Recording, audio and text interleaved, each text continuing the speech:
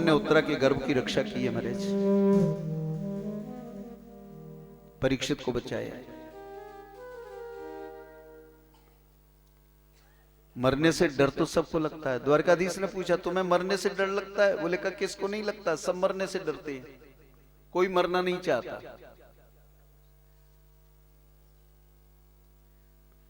ये तो हम दुनिया के सामने कहते रहे साम मर जाए तो अच्छा है, मर जाए तो अच्छा है, मर जाए तो अच्छा है, लेकिन जब अकेले बैठते हो ना कभी सोचना बड़ा डर लगेगा, अरे राम राम मर जाएंगे तो क्या होगा, मर जाएंगे तो क्या होगा। मरना तो पड़ेगा, आज नहीं तो कल। अजो नित्यम शाश्वतो यम पुराण। अरे भाई ये तो नित्य है, मृत्यु आएगी, शरीर बनाए मिला है तो मृत्यु भी आएगी। हमारे व्यास जी जिन्होंने ये भागवत लिखी ना, उनके नाना जी, आप लोग जानते हो व्यास जी के नाना जी कौन है? जानते हो ना आप? व्यास जी के नाना जी का नाम क्या है? अरे वो मल्लाह,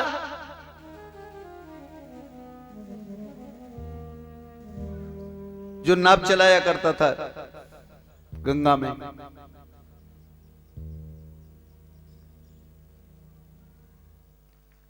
इसलिए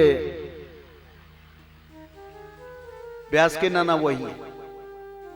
एक बार व्यास जी के नाना जी के पास में पहुंच गए थे नारद जी। व्यास जी के नाना जी ने कहा, नारद जी से पूछा, बाबा, बोले मुझे बड़ा डर लगता है। बोले किससे? बोले का मरने से, मैं मरना नहीं चाहता। बोले कोई बात नहीं है, तुम तुम्हारे दोहते को याद करो, वो आ जाएगा, वो तुम्हें मृत्यु के पास नहीं जाने देगा। जो ध्यान किया तो व्यास जी सामने। बोले नाना जी क्या बात है? अरे बोले बेटा बहुत अच्छा हुआ तू आ गया, तू मेरी बेटी का बेटा है, तू मेरा दोहता है, मैं मरना नहीं चाहता। व्यास जी ने कहा चलो यमराज के यहां चलते हैं, मना कर देंगे उसको। यमराज के पास में पहुंच गए व्यास जी, नाना जी को लेके, नारद जी को लेके। यमराज ने कहा, व्यास जी से कहा मेरा काम नहीं है मारना। बोले किसका है? बोले कहा ये तो मृत्यु देवता का है, ये मेरा काम नहीं है, मृत्यु देवता का काम है।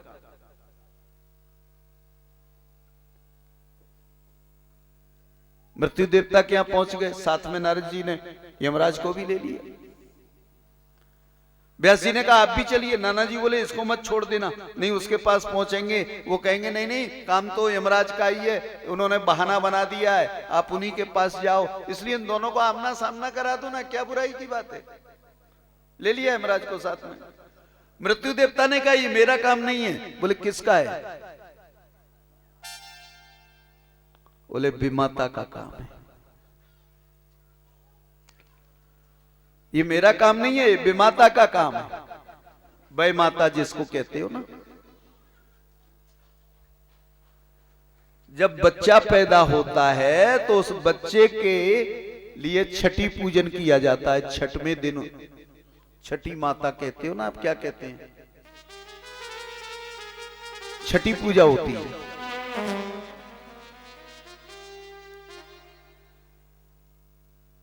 बेमाता की पूजा होती है उस दिन। बोले क्यों होती है? बोले उस दिन बेमाता आती है और बच्चे के भाग्य के ऊपर जो उसके भाग्य को लिखती है कि इस बच्चे का भाग्य कैसा है। इसलिए 6 दिन तक के बच्चे का जीवन जो है, ईश्वर भी उसमें कोई सहायता नहीं कर सकता। अच्छा पहले गांवों में बड़ा डर होता था, 6 दिन का बच्चा होता तो अरे उसे जरावली ले जाएगी, जरावली ले जाएगी। जरा क्या होती है? बोले क्यों ले जाएगी? बोले 6 दिन तक बड़ा डर रहता है, क्योंकि उसका भाग्य नहीं है, कुछ भी नहीं है, वो तो अभी आया है।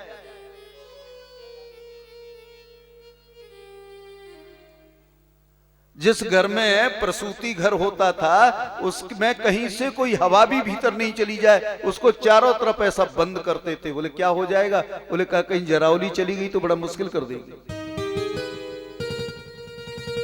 6 दिन तक का बच्चा।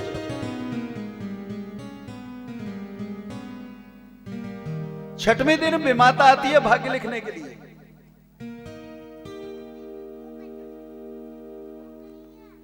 एक बहुत बड़ा धनिक व्यक्ति था, उसके यहाँ कई वर्षों से कोई संतान नहीं थी। उनके घर में एक महात्मा जी हमेशा आते थे, हर साल आते थे।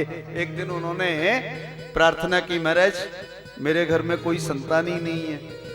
महात्मा जी ने भगवान से प्रार्थना की, बोले कहा बेचारे को एक बेटा तो दे दो कम से कम। भगवान ने एक बेटा दे दिया, और जिस साल वो बेटा हुआ था उन्हीं के सामने हुआ था, महात्मा जी के। महात्मा जी ने देखा, भाई देखो छठवें दिन है आज, बैमाता आएगी इस बच्चे का भाग्य लिखने के लिए। छठवीं रात्रि आई, महात्मा जी ने प्रसूति घर के दरवाजे पर अपना पलंग बिछा लिया, वही खटिया डलवा ली। आज बेमाता आएगी और बेमाता को पकड़ करके पूछना है इसके भाग्य में क्या लिखा है। बैठ गए दरवाजे पर। रात बीतती रही, महात्मा जी को नींद नहीं थी। अभी बेमाता आएगी, बेमाता आएगी, बेमाता आएगी, और बेमाता खड़ी है दरवाजे पर। हे भगवान, इस बाबा जी को नींद भी नहीं आ रही, ये सो भी नहीं रहा, अब इस घर में कैसे प्रवेश करूं। किसी तरह छुपाकर प्रवेश करना चाहती। महात्मा जी ने पकड़ लिया, ठहरो कौन। बेमाता ने कहा मैं बेमाता। बोले मैं इसीलिए तो बैठा हूं, मुझे बता के जा इसके भाग्य में क्या लिखा है। बोले मेरे हाथ में तो कोरा कागज है, जब मैं इसके माथे पर इसे चिपकाऊंगी तब मुझे पता चलेगा कि इसके भाग्य में क्या लिखा है। बोले जल्दी से बता के चिपकाओ। बेमाता ने कागज को चिपकाया, ललाट पत्रे लिखिता विधात्रा। बेमाता सोच में पड़ गई, अब क्या जवाब दूं इसको। बोले बताओ क्या लिखा है। बेमाता ने कहा कुछ कह नहीं सकती। बोले क्यों, तुम्हें नहीं पता है। बोले हाँ मुझे पता है। बोले क्या लिखा है इसके भाग्य में। बोले का 3 पांव का घोड़ा और केवल एक संदूक है, उसमें 27 रुपए हमेशा रखे रहेंगे।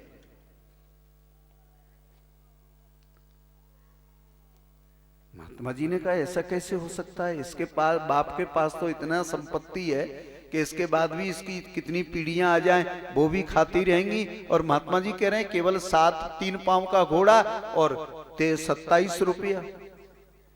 बेमाता चली गई। उस दिन के बाद महात्मा जी लौट करके नहीं आए।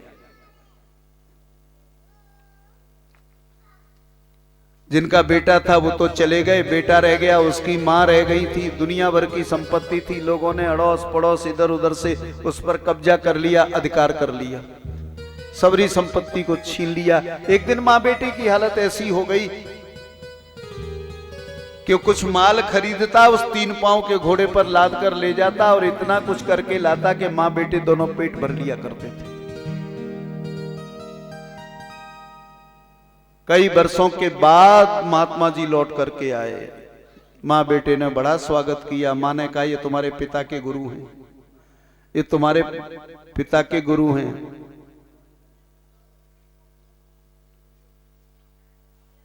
अजी महाराज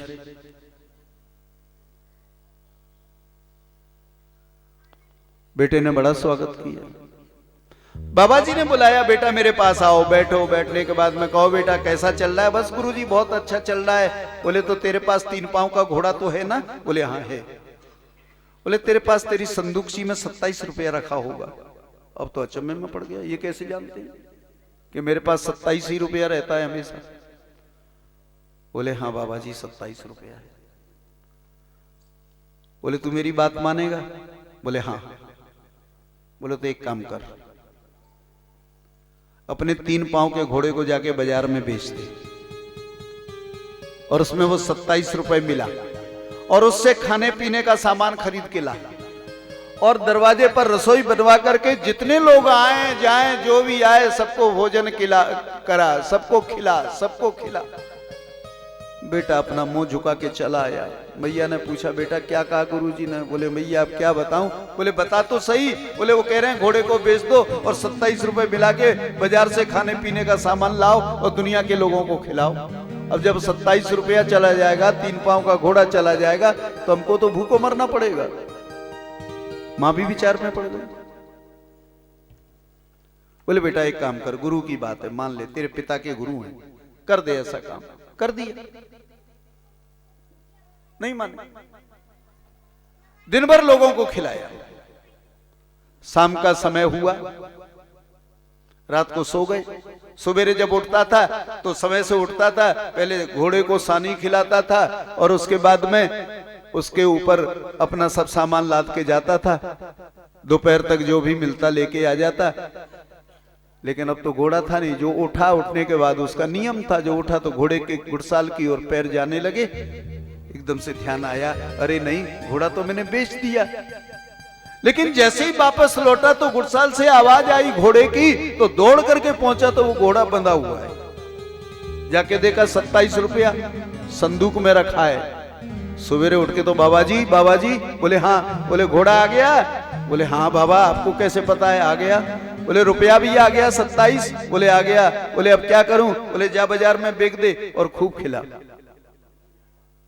अब तो रोज का नियम बन गया। महीनों बीत गए। एक दिन सोचा बाबा जी ने कि जरा बेमाता का हालचाल तो पूछ लूं कैसा है। बेमाता आई रात को 12 बजे के 1 बजे के बाद में 3 पांव के घोड़े को लेके आ रही है। घोड़े को घुड़साल में बांधा और उसकी संदूकची में 27 रुपए रखने जा रही है। तो महात्मा जी ने पकड़ लिया। बोले कहो बेमाता जी क्या हाल चाल है? तो जो बाबा जी को देखा बोले बाबा मेरे से कभी बात मत करना। अरे बोले बताओ तो सही तुम्हारे क्या हाल चाल हैं? बोले हाल चाल क्या है, मैंने तुम्हें इसका भाग्य बता दिया और तुमने मेरे लिए एक नया काम लगा दिया। अब रोज घोड़े को भी लाना पड़ता है और 27 रुपए इसके घर में रखने आना पड़ता है, क्योंकि इसके भाग्य में 27 रुपए और 3 पांव का घोड़ा मैंने ही तो लिखा है। तो बोले कोई बात नहीं है, आप अपना काम करो, वो अपना काम कर रहा है। बोले ये कोई कैसे काम चलेगा, रोजाना का एक ही काम? तो बोले बताओ इसके भाग्य में कितना जीवन है इसका शेष है। घोड़े की कीमत और 27 रुपए मिला करके इसके पूरे जीवन की कीमत एक साथ तो इसके घर में भर दी।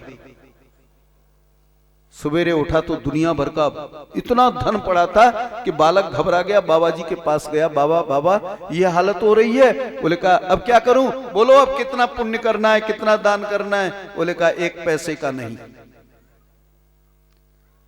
बोले जब मेरे पास कुछ नहीं था तब तो करो, और जब इतनी संपत्ति आ गई है, बोले कहा इसे संभाल के रख, ये तेरी जिंदगी भर की कीमत है।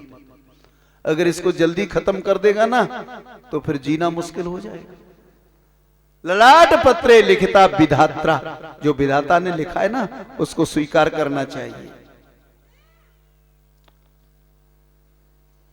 बेमाता के घर में जब पहुंचे व्यास जी के नाना जी, यमराज, मृत्यु देवता नारद जी, सो बेमाता ने देखा तो जोर जोर से हंसना शुरू किया। व्यास जी भी हंस रहे हैं। बेमाता ने पूछा आप क्यों हंस रहे हो? व्यास जी ने कहा जिस बात पर आपको हंसी आ रही है। बेमाता ने कहा अच्छा मेरे घर में क्यों आए? बोले कहा हम इसलिए आए हैं, ये हमारे नाना जी हैं। बोले अच्छा मैं जानती हूं आपके नाना जी को। बोले कहा मेरे नाना जी मरना नहीं चाहते, मैं आपसे एक ही प्रार्थना करूंगी, ये मरे नहीं। मैं एक प्रार्थना करने आया हूं, इसको मृत्यु मत देना। बोले व्यास जी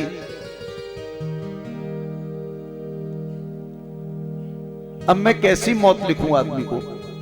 मैंने लिखा था कि जब तक तुम्हारे नाना जी तुमको, नारद जी को, यमराज और मृत्यु देवता को लेकर के मेरे घर में नहीं आ जाएंगे तब तक तुम्हारे नाना जी की मृत्यु नहीं होगी। अब मैं कुछ नहीं कर सकती, तुम्हारे नाना जी को तो मरना ही पड़ेगा। सो व्यास जी के नाना जी जो थे ना बेमाता के घर में ही मर गए। मृत्यु निश्चित है, हम मृत्यु से बच नहीं सकते। उत्तरा ने कहा मुझे मरने से डर नहीं लगता, मैं मर करके भी इस बच्चे की रक्षा करना चाहती हूं। भगवान ने परीक्षित की रक्षा की है। ये दूसरी मां भागवता नारी है जो हमें शिक्षा देती है कि ये जीवन जो है ना परोपकार में के लिए हो। परोपकार हम इससे जितना कर सकते हो हमें करना चाहिए। अगर उस परोपकार में हमारा प्राणांत भी हो जाए तो कभी उसका कोई पश्चाताप न करे। मेरे पास सूचना आ गई है कि 3 बज गए हैं, विश्राम कर लीजिए। नमः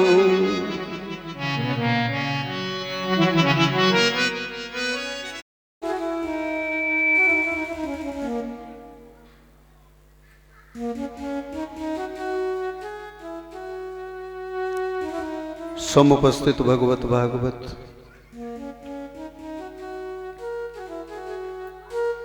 भगवत कथा रस रसिक महानुभाव, आइए हम प्रसंग से जुड़ते हैं।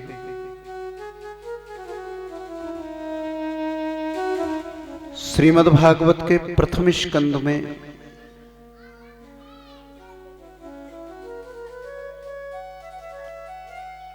तीन भागवता महानारियों की बात कर रही हैं। पहली है द्रौपदी, जो क्षमाशीलता की शिक्षा हमको देती है।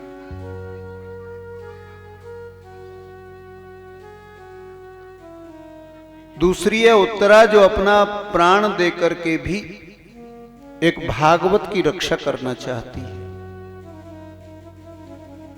परोपकार के लिए वो अपने जीवन का प्राणांत करने के लिए भी तैयार है।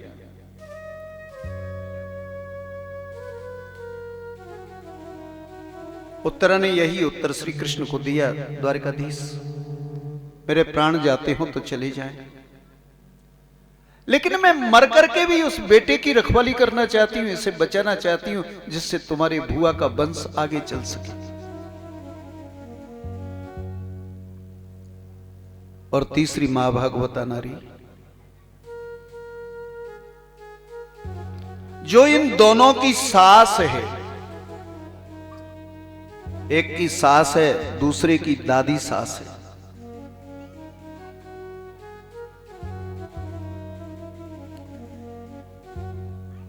और इतना बड़ा त्याग जीवन में कोई कर नहीं सकता।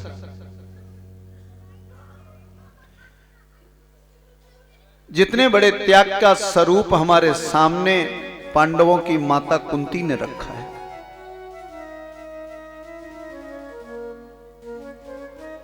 इतना त्याग कोई नहीं कर सकता।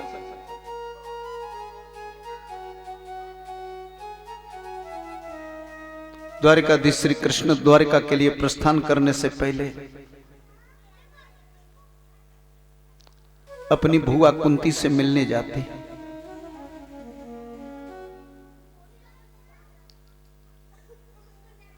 और भुआ जी की प्रार्थना करते हुए कृष्ण ने कहा, भुआ मैं अब जा रहा हूं,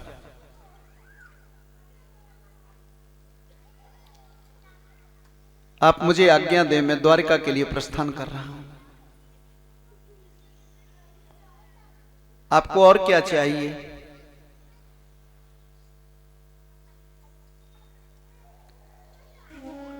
कुंती ने कहा, द्वारिकाधीश मैं जो मांगूंगी वो आप मुझे दे नहीं सकोगे।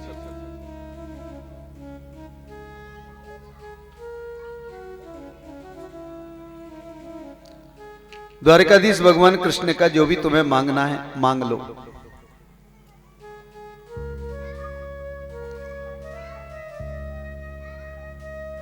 कुंती ने कहा, मैं समझती हूं ना कि तुमने समस्त सुख मुझको दे दी।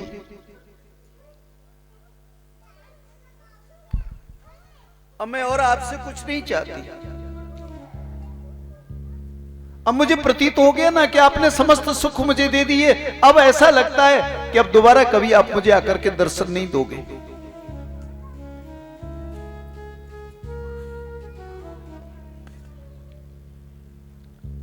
आप मुझे दोबारा दर्शन देने गए। मैंने एक अनुभव किया है कि आपका दर्शन कब होता है।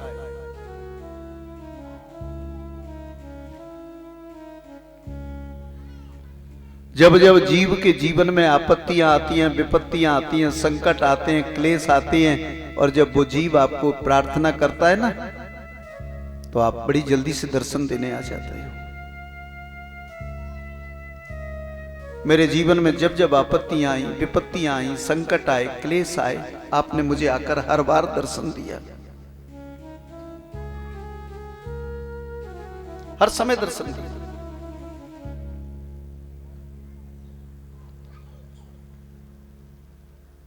कृष्णाय वासुदेवाय देवकी नंदनाय च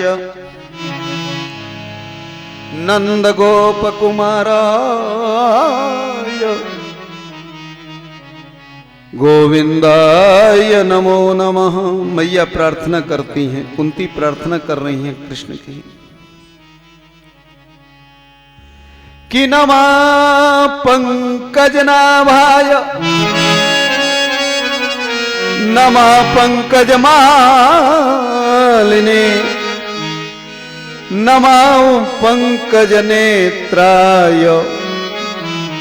नमस्ते पंकजांग्रे।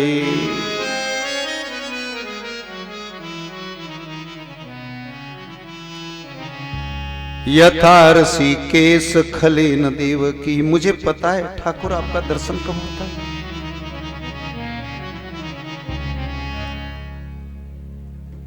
जब दुष्टों ने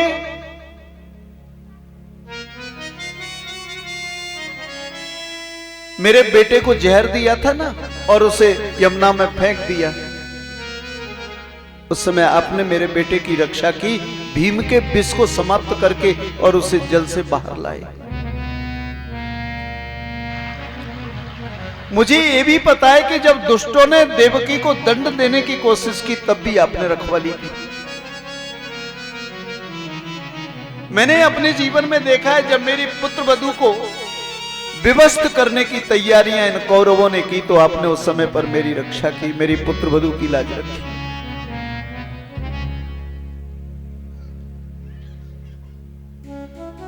इसलिए मैं आपसे एक बात मांग रही हूं, आप मुझे दे देना।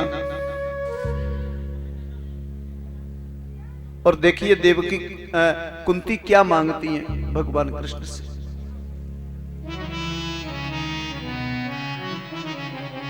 विपदा संतु में सस्वत तत्र तत्र जगत गुरु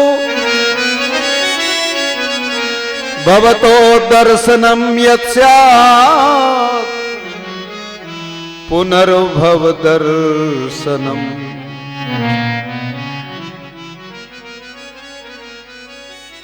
मैया कुंती जो मांगती है वो आप कभी जिंदगी में भी भगवान से नहीं मांगोगे। आप लोग भगवान के मंदिर में दर्शन करने जाते हो,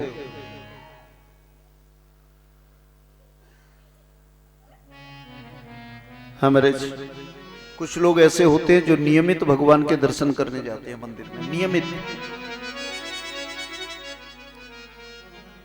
चाहे सर्दी हो, गर्मी हो, बरसात हो, लेकिन वो अपना नियम नहीं तोड़ते, भगवान के मंदिर जाए बिना। भगवान के मंदिर में नित्य प्रति नियम से जाना ही चाहिए।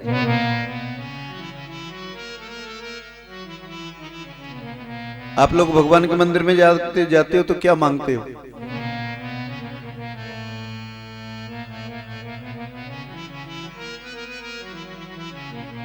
लक्ष्मी।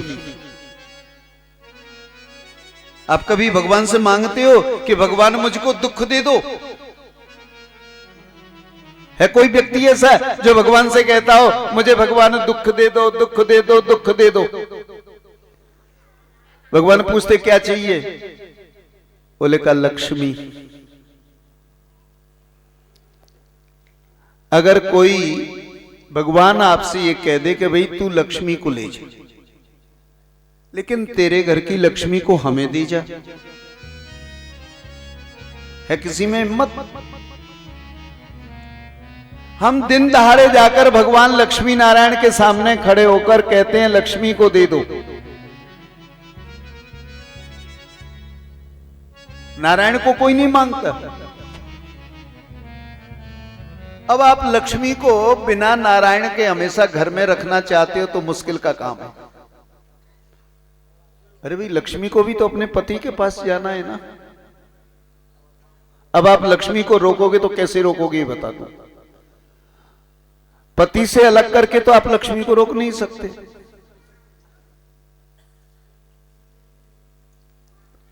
अगर आप लक्ष्मी नारायण से कहें कि हे नारायण आप मेरे घर में विराजो, अगर नारायण को घर में बिठाओगे तो महाराज लक्ष्मी को तो दौड़ के आना ही पड़ेगा। बोले क्यों आएगी? क्योंकि लक्ष्मी उनकी पत्नी है। पर एक बड़ी विडंबना है, ये लक्ष्मी भी एक नारायण के घर में ही नहीं रहती। इनके यहां भी चाहे वो पापी हो, चाहे अन्यायी हो, चाहे कैसा भी हो, धर्मात्मा हो, पुण्यात्मा हो, ये सबके ही घर में जाके रहती है।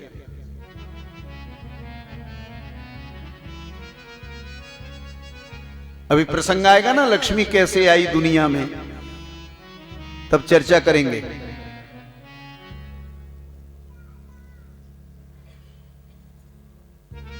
जब 3 तारीख को कथा करेंगे तो आपको पता चलेगा लक्ष्मी का जन्म कैसे हुआ, नारायण की पत्नी कैसे बनी लक्ष्मी। परसों के दिन हम भगवान से लक्ष्मी मांगते हैं, नारायण को भी नहीं मांगते कि नारायण मेरे घर में आ जाओ। अब बिना नारायण के लक्ष्मी तो जितना टिकेगी उतना ही टिकेगी, वो तो चली जाएगी। कुंती ने कहा मैंने आपकी पहचान की है। बोले क्या पहचान की? आपका दर्शन कब होता है? कि विपता आवे रे श्री राधे, विपता आवे रे श्याम धनी थर याद सतावे रे, विपता आवे रे।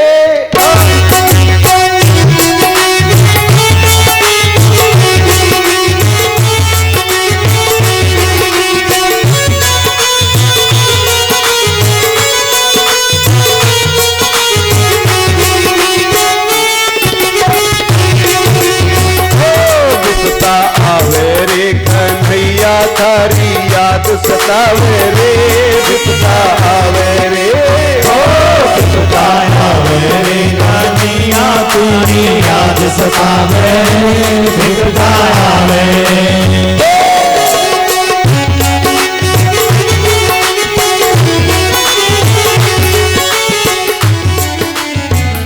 विपदा संतु में सस्वत तत्र तत्र जगत गुरु। हे जगत गुरु, जब जब जीव पर आपत्ति विपत्ति संकट और क्लेश आते हैं तब आप पधारते। दुख में सुमिरन सब करें, सुख में करे न कोई। जो सुख में सुमिरन करे, दुख काई को।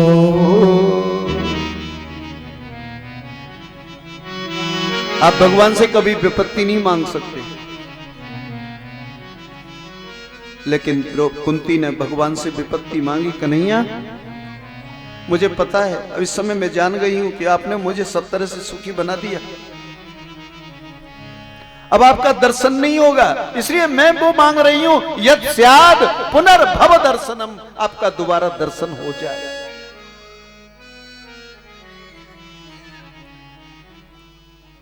धर्मराज युधिष्ठिर को राज्य सिंहासन पर बैठा कर जब गए द्वारका को कृष्ण, तो फिर द्वारका लौट कर नहीं गए,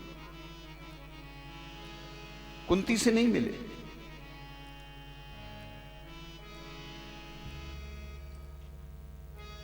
सभी पांडवों को साथ में लेकर, ये त्याग की प्रतिमूर्ति है मां कुंती। मुझे जीवन में कुछ नहीं चाहिए, मुझे केवल श्याम चाहिए। सुख भी मुझे प्यारे हैं, दुख भी मुझे प्यारे हैं। मैं कैसी कहूँ भगवान, दोनों ही तिहारे। मैं कैसी कहूँ भगवान, दोनों ही तिहारे हैं, दोनों ही तिहारे हैं।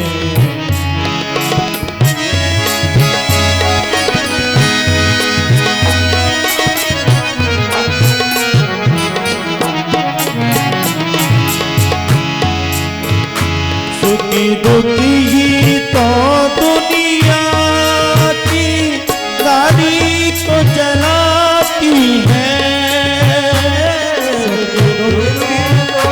दुनिया की गाड़ी तो चलाती है। सुखी दुखी ही हम सभी को इंसान बनाती है। सुख दुख तो हमको इंसान बनाती है, कोई इंसान बनाती नदिया के